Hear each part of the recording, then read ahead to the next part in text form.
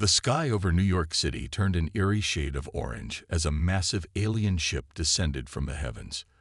It was unlike anything anyone had ever seen before, a sleek, metallic behemoth that seemed to block out the sun itself. People stopped in their tracks, pointing upward with mouths agape. Cars screeched to a halt on the streets below, and the usual hum of the city faded into silence. The sheer size of the vessel made it feel like something out of a science fiction movie. But this was no film. This was real. Suddenly, a voice boomed across the city, echoing through every corner. It wasn't loud in the way a shout is loud. It was deep and resonant, as if it came from everywhere at once. "We are the Kalari," the voice said. "We have come to test your worthiness." The words sent chills down spines. No one knew what the Kalari wanted, but the tone of their message left little room for doubt. They meant business. Jake Monroe was fixing a car engine in his small garage in Ohio when he heard the news on the radio. He wiped grease off his hands and stared at the old TV sitting on a dusty shelf. The screen showed live footage of the alien ship hovering above Manhattan. Jake felt a strange mix of fear and curiosity. He had always been fascinated by space, though he never imagined he'd see aliens in his lifetime. Little did he know, his life was about to change forever. At the same time, hundreds of miles away in Colorado, Claire Bennett was grading papers in her classroom. She glanced up at the clock, wondering if she should call it a day, when her phone buzzed with alerts. Her students had been talking about the possibility of extraterrestrial life just last week during a lesson on astronomy. Now, here it was, a reality neither she nor anyone else could ignore. Claire grabbed her coat and headed outside, looking up at the sky as if expecting to see the ship herself. Within hours, reports flooded in from all over the world. The Kalari had begun abducting people, ordinary citizens plucked from their homes, workplaces, and streets without warning. Governments scrambled to respond, but there was nothing they could do. The technology of the Kalari was far beyond anything humanity possessed. Resistance was futile. Jake didn't think much of it until two beams of light shot down from the sky and enveloped him where he stood. One moment, he was staring at his reflection in the hood of a car. And the next, he was standing in a strange metallic arena surrounded by other bewildered humans. Among them was Claire, who looked around with wide eyes, clutching her bag tightly to her chest. "What's going on?" Someone shouted, panic rising in their voice. No one had answers. They were trapped inside a structure that seemed to stretch endlessly in every direction. The walls shimmered like liquid metal, and the air smelled faintly of ozone. Then, a holographic figure appeared, a tall, insect-like creature with glowing red eyes. Its voice matched the one that had spoken earlier. "You have been selected," it said. "Prove your strength, intelligence, and will to survive. Fail, and you will perish." Before anyone could react, the floor beneath them shifted, separating the group into smaller clusters. Jake found himself paired with Claire and a few others. There was no time to process what was happening, because the first challenge began immediately. A wall burst open, revealing monstrous creatures charging toward them. Some people froze in terror, while others ran or fought back instinctively. Jake grabbed a piece of debris and swung it like a bat, fending off one of the beasts. Claire, meanwhile, noticed a weak spot in the wall behind them and yelled for everyone to follow her. Together, they managed to escape into another section of the arena, hearts pounding. It was clear now, this wasn't just a game. Survival depended on quick thinking, teamwork, and sheer determination. As the dust settled, Jake glanced at Claire. "Looks like we're in this together," he said, trying to sound braver than he felt. She nodded, gripping her bag even tighter. "Let's hope we're ready." Neither of them knew what lay ahead, but one thing was certain: the Kalari weren't playing fair, and Earth's fate might rest in their hands. The arena was unlike anything Jake or Claire had ever seen. It wasn't just a single space. It seemed to shift and change, like it was alive. One moment they were running down a narrow corridor with glowing walls, and the next, They found themselves in an open field filled with jagged rocks and strange plants that oozed a thick, green liquid. The air smelled metallic, and every breath felt heavy, as if the atmosphere itself was testing them. Around them, other humans stumbled through the chaos, some screaming, others crying, and a few trying desperately to fight back against the alien creatures that kept appearing out of nowhere. These beasts were unlike anything on Earth, part machine, part animal, with razor-sharp claws and glowing eyes that locked onto their prey like targeting systems. They moved fast, too fast for anyone unprepared to handle. Jake tightened his grip on the makeshift weapon he picked up earlier, a long metal rod from the debris, and glanced at Claire. "Stay close," he said firmly. He didn't know much about her, but she seemed smart, and right now, smarts might be more important than brute strength. Claire nodded, her face pale but determined. She clutched her bag tightly, though Jake couldn't figure out why she cared so much about it. Whatever was inside, it clearly mattered to her. For now, though, survival came first. As they cautiously stepped forward, another group of humans appeared ahead. There were 3 of them. A burly man who looked like he spent most of his life lifting weights, a wiry teenager clutching a rock like it was his only lifeline, and a woman with short hair wearing what looked like a lab coat. The man barked orders at the others, pointing toward a distant hill where the ground sloped upward. "We need higher ground," he shouted. "Let's move." Jake hesitated. He didn't trust strangers easily, especially not when everyone around him was fighting for their lives.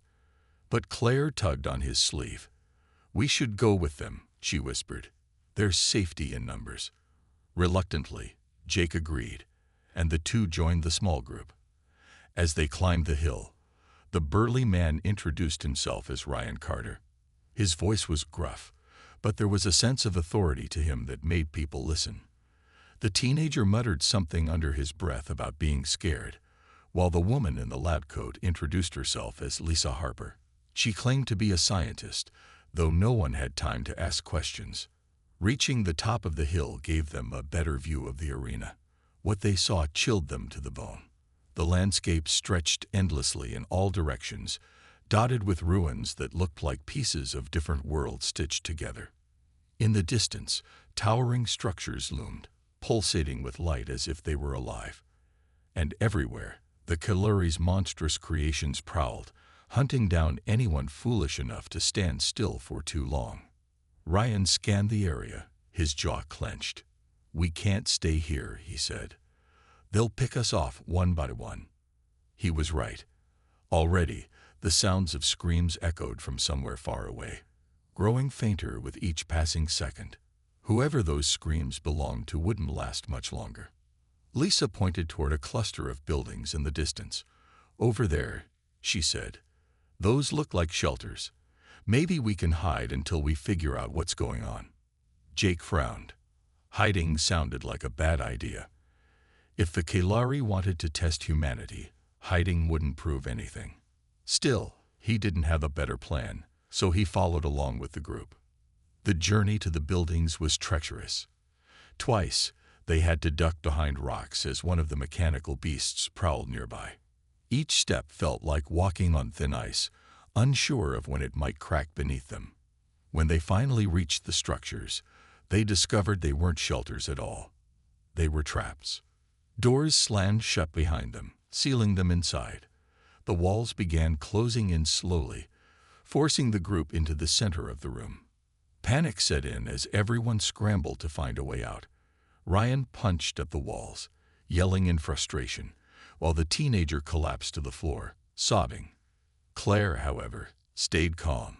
She noticed a panel on the ceiling with blinking lights and called Jake over. "Help me boost you up," she said. "I think I can disable it." Without hesitation, Jake cupped his hands and hoisted her up. Claire fiddled with the panel, her fingers moving quickly despite the pressure. With a final click, the walls stopped moving, and a hidden door slid open. For the first time since arriving, Jake felt a flicker of hope. Maybe they really could survive this. But as they stepped through the doorway into yet another unfamiliar part of the arena, he knew one thing for sure. The Kalari weren't done with them yet.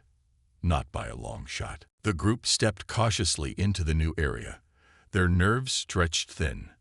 The room they entered was massive, with high ceilings and walls covered in glowing symbols that pulsed faintly, like a heartbeat. In the center of the space stood a large circular platform surrounded by holographic projections.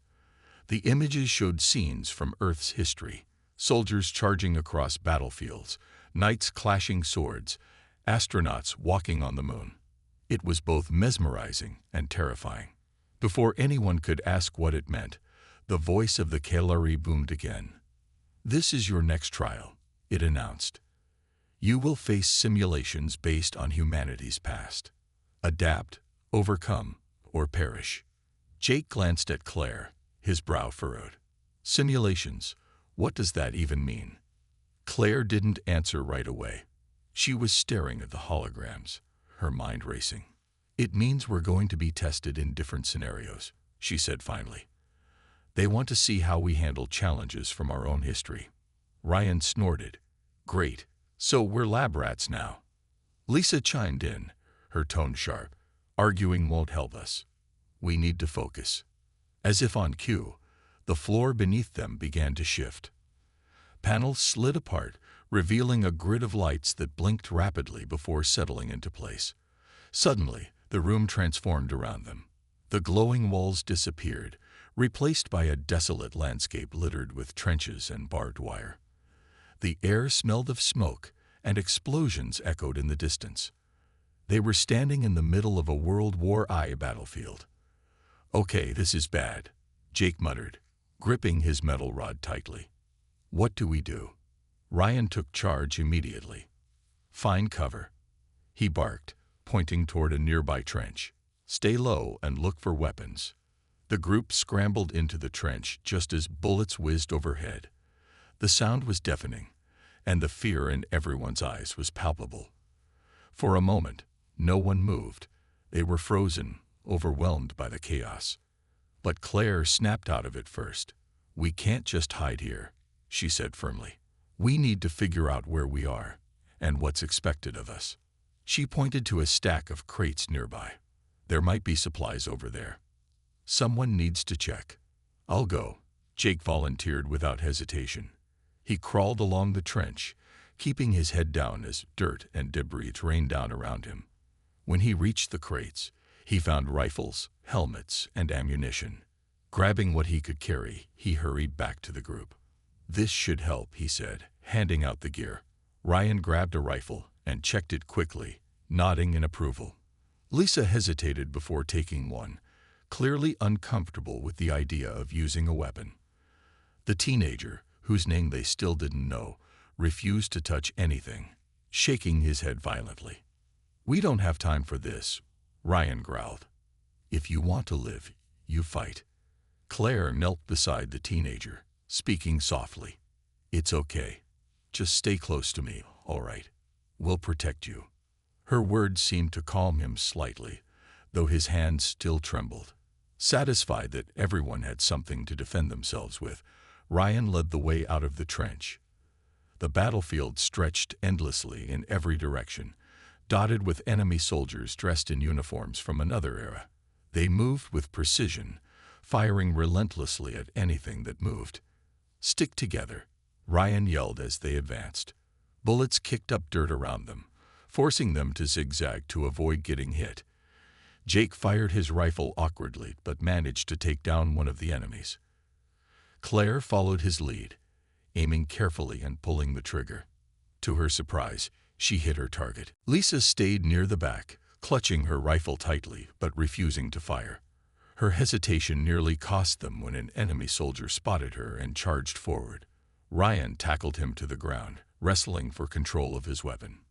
Jake rushed to help, knocking the soldier unconscious with the butt of his rifle. Breathing heavily, Ryan glared at Lisa. "Next time, shoot first and think later." She looked away, guilt written all over her face, but there was no time to dwell on mistakes. The simulation wasn't letting up. More enemies appeared, forcing the group to retreat into another trench. As they caught their breath, Claire studied the battlefield. "We can't keep running," she said. "We need a plan." Jake nodded. "Like what?" Claire thought for a moment. Then her eyes lit up. "That bunker over there," she said, pointing to a concrete structure in the distance. "If we can reach it, we might find better weapons, or a way out." Ryan considered her suggestion. "It's risky, but it's our best shot." With renewed determination, the group prepared to make their move. They knew the odds were against them, but giving up wasn't an option. Not if they wanted to survive. And so, with bullets flying and hearts pounding, they pushed forward, determined to prove that humanity could rise to any challenge, even those created by the Kalari. The group moved quickly, staying low as they crossed the battlefield toward the bunker Claire had pointed out. The air was thick with smoke, and the ground beneath their feet felt unstable, littered with shell casings and debris. Every step was a gamble. Enemy soldiers could appear at any moment, and bullets zipped past them like angry hornets. Jake led the way this time, his rifle raised and ready. He wasn't used to fighting, but he'd learned fast. Survival had a way of teaching people things they never thought they'd need to know. Behind him, Claire stayed close, her movements careful and deliberate. She kept glancing back to make sure the teenager, whose name they still hadn't learned, was keeping up. Lisa followed reluctantly, gripping her rifle like it might bite her, while Ryan brought up the rear, scanning the area for threats. They were halfway to the bunker when disaster struck. A grenade landed near them with a soft thud, its metallic surface gleaming ominously. Jake froze for a split second before shouting, "Grenade! Take cover!" Everyone dove in different directions just as the explosion rocked the ground. Dirt and shrapnel flew everywhere, and the force of the blast knocked Jake off his feet. His ears rang loudly, and his vision blurred for a moment, but he forced himself to get up. Claire scrambled over to him, her face pale but focused. "Are you okay?" she asked, helping him to his feet. "I'm fine," Jake muttered, brushing dirt off his clothes. His hands were shaking, but he didn't have time to think about it. The others were already regrouping, shaken but alive. Ryan cursed under his breath. "We can't keep doing this. They're picking us apart." Claire looked at the bunker again. It was closer now, but not close enough. "We have to move faster," she said firmly. "If we spread out, maybe they won't focus on all of us at once." Ryan hesitated, then nodded. "All right, let's go." The group split into pairs. Jake and Claire went one way, while Ryan and Lisa took another route with the teenager between them. The plan worked, at least for a little while. By dividing their attention, the enemy soldiers couldn't concentrate their fire on a single target. Bullets whizzed past, but none hit their mark. When they finally reached the bunker, Jake kicked open the heavy metal door and ushered everyone inside.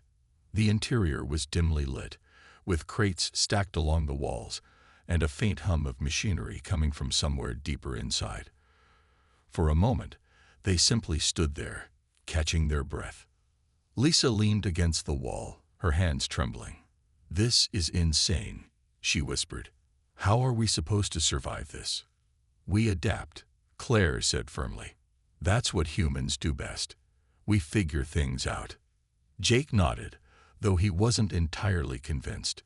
He walked over to one of the crates and pried it open with his metal rod. Inside, he found more ammunition, medical supplies, and something that made his heart skip a beat. A radio transmitter. It looked old and battered, but it was intact. "Guys, look at this," he called out, holding it up. Ryan stepped forward, inspecting it closely. "If we can get this working, maybe we can communicate with someone outside the simulation, or at least find out what the Kalari are planning." Claire joined them, her eyes lighting up. "It's worth a try." While Ryan and Jake worked on the transmitter, Claire explored the rest of the bunker. She discovered a map pinned to the wall, showing the layout of the battlefield. There were markings indicating key locations, supply depots, enemy strongholds, and something labeled control room. Her mind raced as she realized what it meant. "This could be our ticket out," she said, pointing to the map. "If we can reach the control room, we might be able to shut down the simulation." Ryan frowned. "It's probably guarded. And even if it's not, getting there won't be easy." "It's better than sitting here waiting to die," Jake said, looking up from the transmitter. "Let's do it." The group agreed, knowing they didn't have many options left. As they prepared to leave the bunker, Jake glanced at Claire. "You really think we can pull this off?" She smiled faintly, though her eyes betrayed her fear. "We have to. If we don't, no one else will." With that, they stepped back into the chaos of the battlefield, determined to take control of their fate. They didn't know what awaited them in the control room, or if they'd even make it there alive. But one thing was certain: giving up wasn't an option. Not now. Not ever. The journey to the control room was anything but smooth. The battlefield had grown darker, the sky painted with thick clouds of smoke and ash that blocked out the sun. The air smelled even worse now, a mix of burning metal and something sour that made Claire's stomach churn. Every step felt heavier than the last, not just because of exhaustion, but because they all knew the stakes were rising. As they moved, the group stayed close to the edges of the trenches, using whatever cover they could find. Jake carried the radio transmitter slung over his shoulder, careful not to drop it. It might have been their only hope of contacting someone, or something, outside the simulation. Ryan led the way, his rifle at the ready, while Lisa stayed near the back, still hesitant to fire her weapon. The teenager followed Claire closely, his wide eyes darting around like he expected danger to leap out at any moment. They were halfway to the control room when Lisa suddenly stopped, her face pale. "Wait," she whispered, glancing over her shoulder. "Do you hear that?" Everyone froze. At first, there was nothing but the distant rumble of explosions and gunfire. Then came the sound, a low, mechanical whirring, growing louder with each passing second. Jake's heart sank as he realized what it meant. "Drones," he muttered. "They're sending drones after us." Sure enough, 3 sleek, insect-like machines appeared above the trench, their glowing red eyes scanning the area. They hovered silently for a moment before locking onto the group. Without warning, they fired, sending bursts of energy sizzling through the air. "Move," Ryan shouted, diving into the trench as the others followed suit. Dirt and debris flew everywhere as the drones unleashed another volley of attacks. Jake scrambled to his feet, clutching the transmitter tightly. He couldn't afford to lose it. Not now. "We can't stay here," Claire yelled over the noise. "We need to keep moving." Ryan nodded, his jaw clenched. "Follow me. Stay low."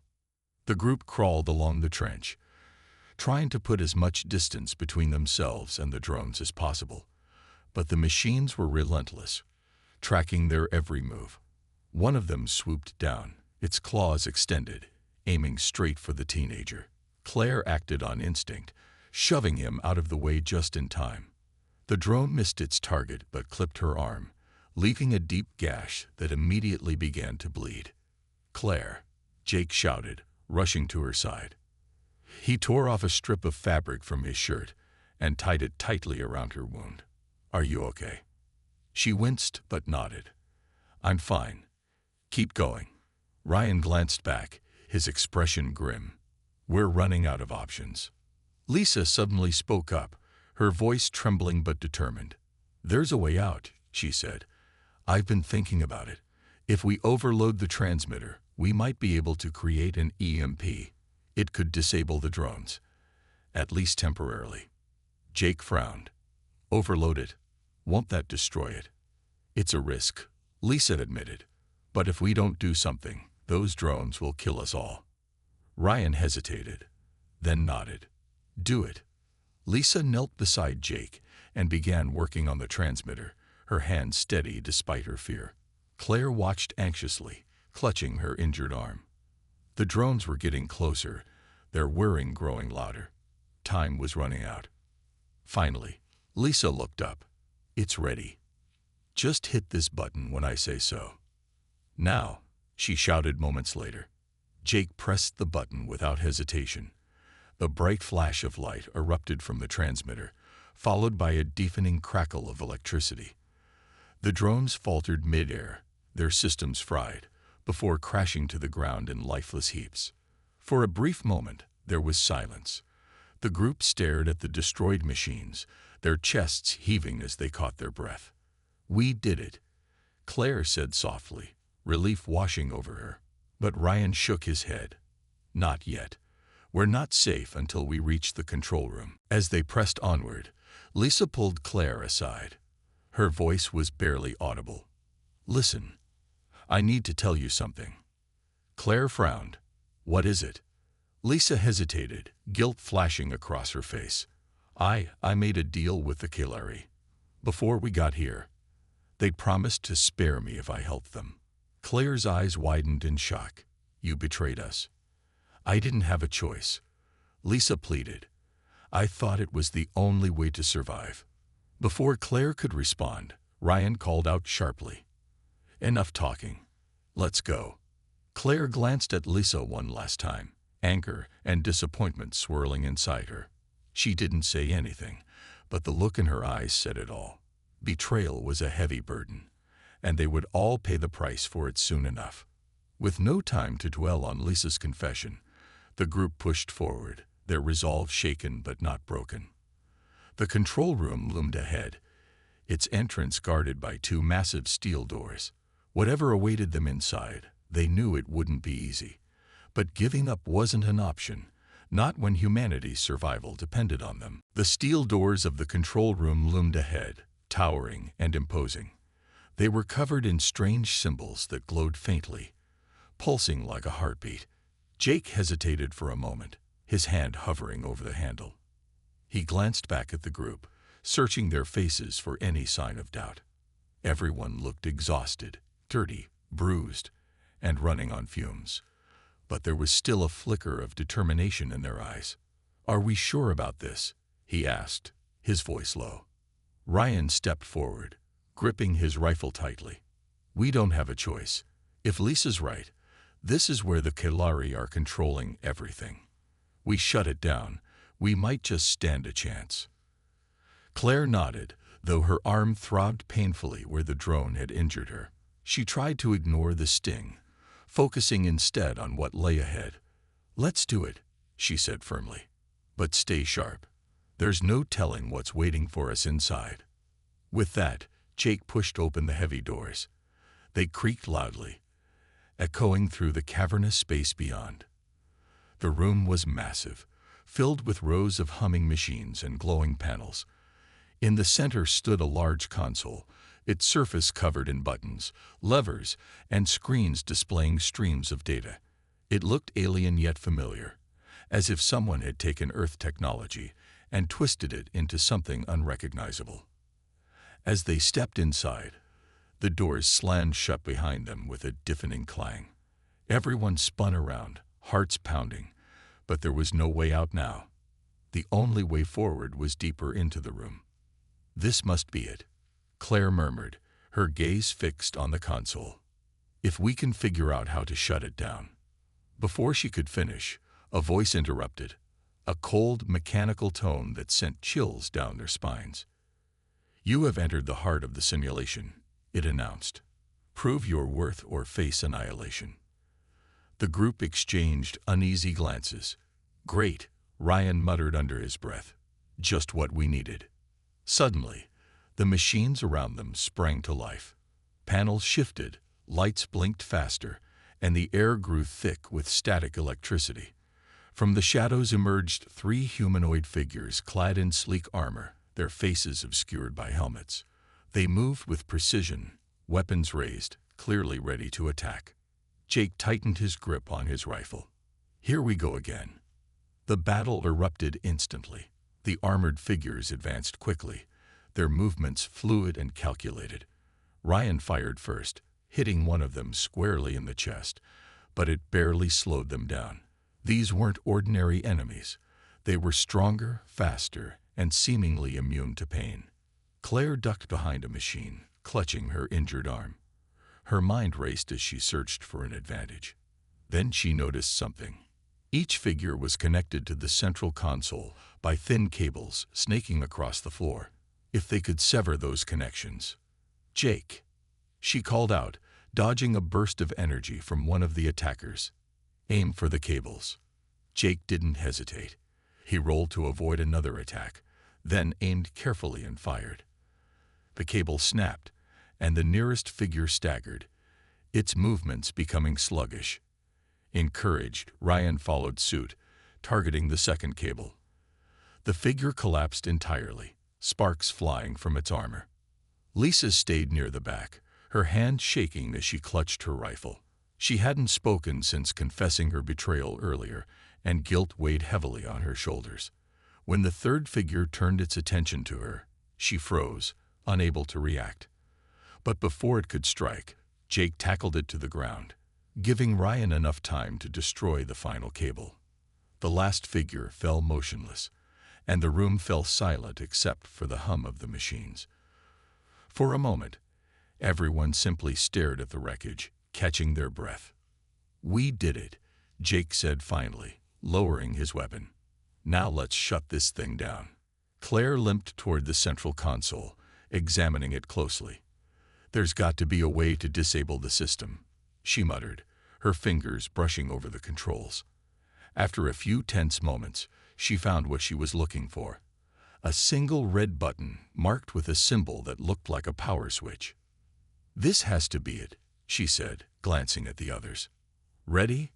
Ryan nodded, raising his rifle just in case. "Do it." Claire pressed the button. The room trembled violently as the machines began to power down. Lights flickered and dimmed, and the glowing symbols on the walls faded into darkness. For a brief moment, it seemed like they'd succeeded. But then the voice returned, colder and angrier this time. "You have disrupted the simulation. Prepare to face judgment." The floor beneath them split open, revealing a deep pit filled with swirling energy. Before anyone could react, Lisa stepped forward. Tears streamed down her face as she whispered, "I'm sorry." And with that, she jumped into the abyss. The room shook violently, and the others stumbled back, horrified. Claire grabbed Jake's arm, her voice trembling. "What just happened?" "I don't know," Jake admitted, "but we need to get out of here. Now." As the console sparked and sputtered, the group ran for the exit, unsure if they'd truly won or if the worst was yet to come. The group burst through the steel doors of the control room, gasping for air as they stumbled into the corridor beyond. The entire structure seemed to be falling apart around them. Walls cracked, lights flickered, and the floor quaked violently with each step they took. Behind them, the swirling energy from the pit roared like a living thing, growing louder and more chaotic by the second. "What now?" Jake shouted over the noise, his voice trained with panic. Ryan glanced around, his eyes darting frantically for an escape route. "We keep moving. There's no time to stop." Claire clutched her injured arm tightly, wincing with every movement. Her mind raced, trying to make sense of what had just happened. Lisa's betrayal and her ultimate sacrifice weighed heavily on her thoughts. She couldn't shake the image of the woman leaping into the abyss, tears streaming down her face. Had she done it to save them? Or was it guilt eating away at her until she saw no other way out? "Claire, focus," Ryan barked, snapping her out of her thoughts. "We're not safe yet." She nodded, forcing herself to push forward despite the pain. The group ran as fast as they could, dodging falling debris and bursts of sparks from shattered machinery along the way. The corridors twisted and turned unpredictably, making it hard to tell where they were going or if they were even heading in the right direction. Suddenly, Jake skidded to a halt, pointing ahead. "Look, that door. It's glowing." Sure enough, at the end of the hallway stood a massive portal-like doorway, its edges shimmering with a soft blue light. It looked almost inviting compared to the chaos surrounding them. But none of them trusted it, not after everything they'd been through. Could it be a trap? Claire asked hesitantly. "It doesn't matter," Ryan said grimly. "We don't have a choice." Before anyone could argue further, the ground beneath their feet gave a violent lurch. A deep rumble echoed through the structure, shaking loose chunks of metal and concrete from above. They didn't have time to think. They had to act. Jake took the lead, sprinting toward the portal with the others close behind. As he reached the threshold, he hesitated for only a split second before diving through. One by one, the rest followed. Ryan next, then Claire, and finally the teenager, who tripped but managed to scramble inside just as another explosion rocked the area. On the other side, they found themselves in a completely different environment. Gone were the crumbling walls and flickering lights. Instead, they stood in a serene, open field bathed in golden sunlight. The air smelled fresh, carrying the faint scent of wildflowers. Birds chirped in the distance, and a gentle breeze rustled the tall grass around them. For a moment, they simply stared in disbelief. After everything they'd endured, the battles, the betrayals, the constant fear, this peaceful scene felt surreal, almost dreamlike. "What is this place?" Claire whispered, her voice trembling. "I don't know," Jake admitted, his eyes scanning the horizon. "But I'm not complaining." Ryan, however, remained cautious. He scanned the area carefully, his rifle still raised. "Don't let your guard down," he warned. This could still be part of their game. As if on cue, the Kaluri's voice boomed once again, though this time it sounded calmer, almost curious. "You have proven resourceful," it said. "Few species survive this long against us." Jake clenched his fists. "What do you want from us?" There was a pause before the voice responded. "To learn. To understand why humanity has endured when others have fallen." Claire stepped forward, her expression fierce despite her exhaustion. "Because we fight for each other. Because we adapt. Because we never give up, even when it feels impossible." The voice fell silent, leaving the group standing in tense anticipation. For several long moments, nothing happened. Then, slowly, the glowing symbols that had marked the edges of the portal began to fade, and the field around them shimmered like a mirage before dissolving entirely. When the world came back into focus, they were no longer in the simulation. They stood on a hill overlooking New York City, or what was left of it. The alien ship still hovered ominously in the sky, but the arena was gone, replaced by the ruins of the city below. Ryan lowered his weapon, his shoulders sagging with relief. "Is it over?" Jake shook his head. "I don't think so. This might just be the beginning."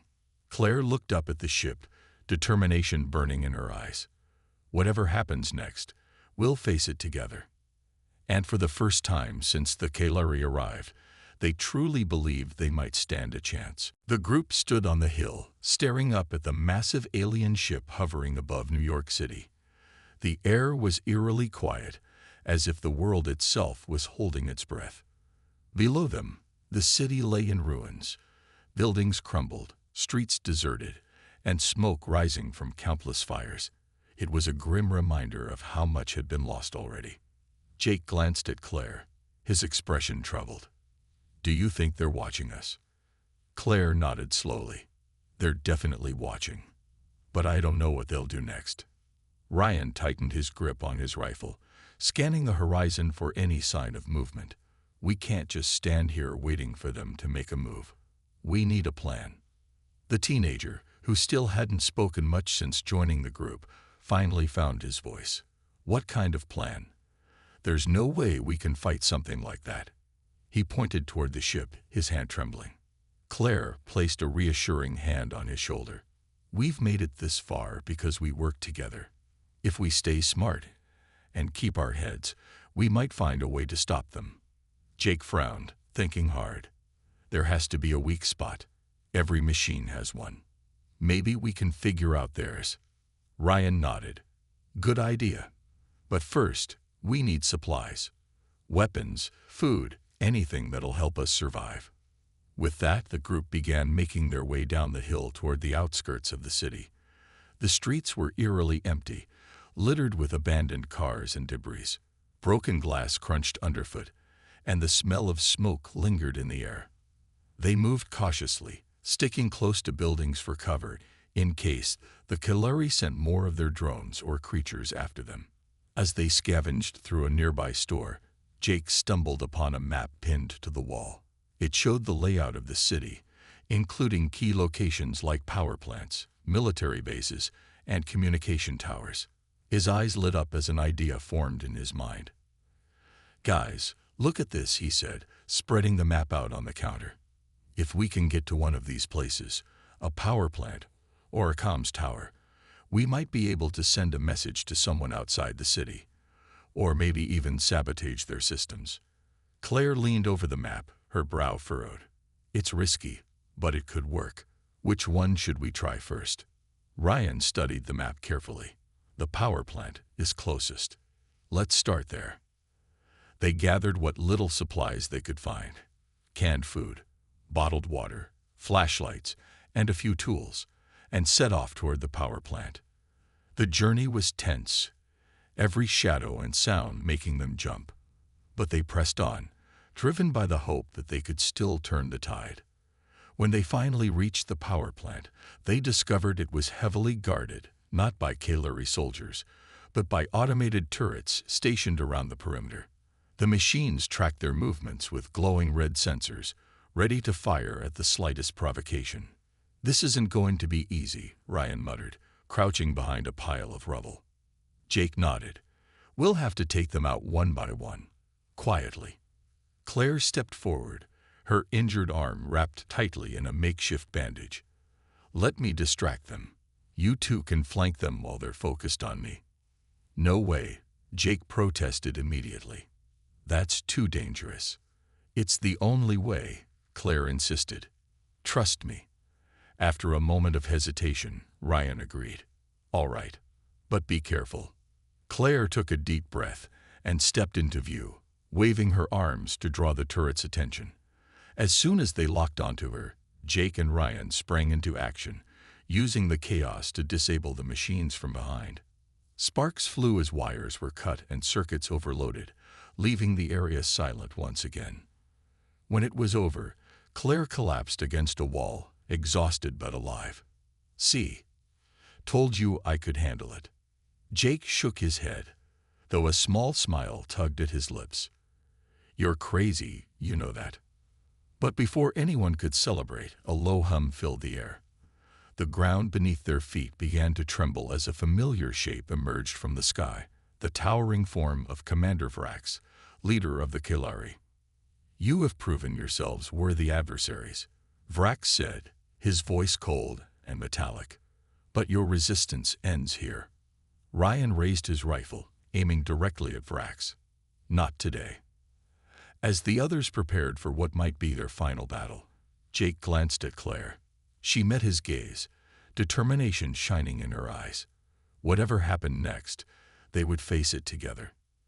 And so, with nothing left to lose, the group charged forward, ready to confront the ultimate test of humanity's will to survive. Commander Vrax stood tall, his armored form towering over the group like a statue carved from nightmares.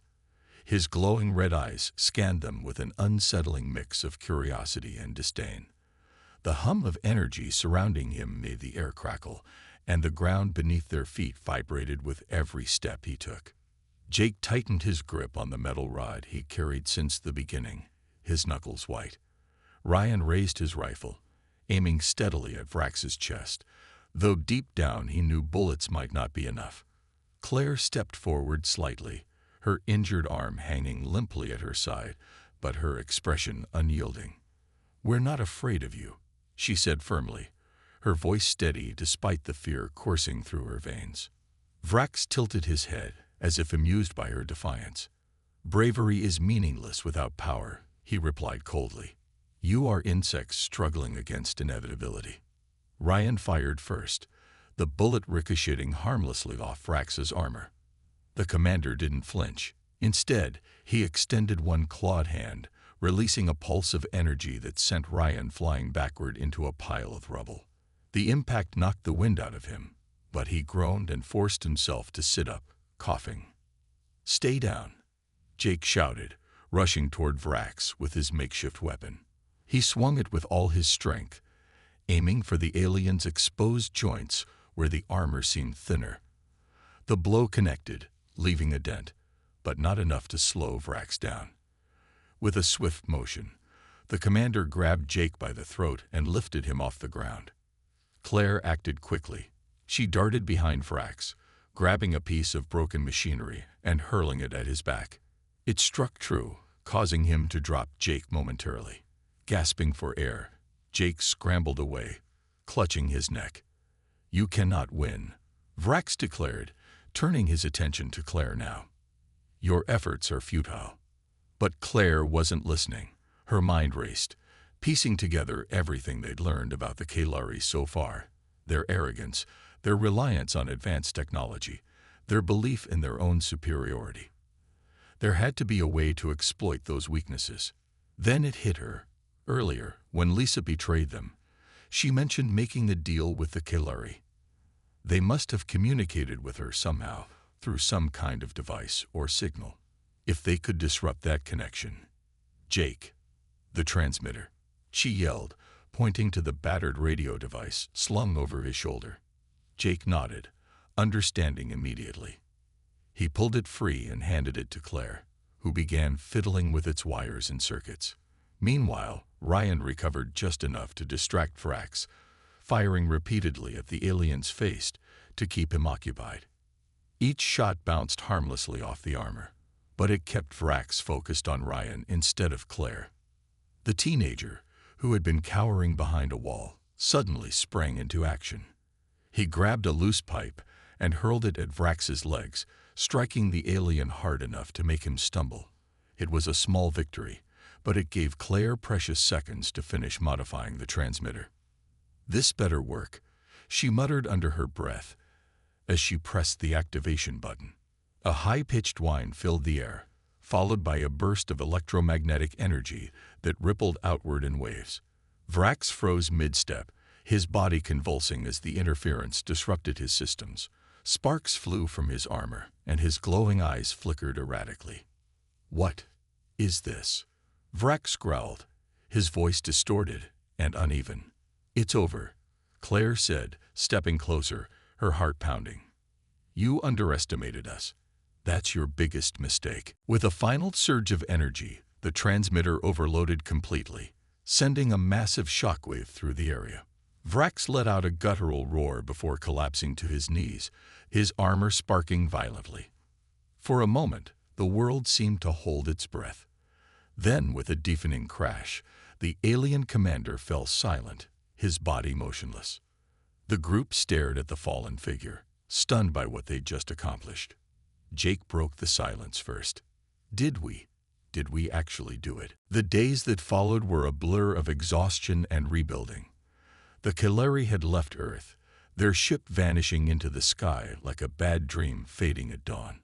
But the scars they left behind were anything but temporary. New York City was a wasteland of broken buildings and abandoned streets, its once bustling energy reduced to an eerie silence.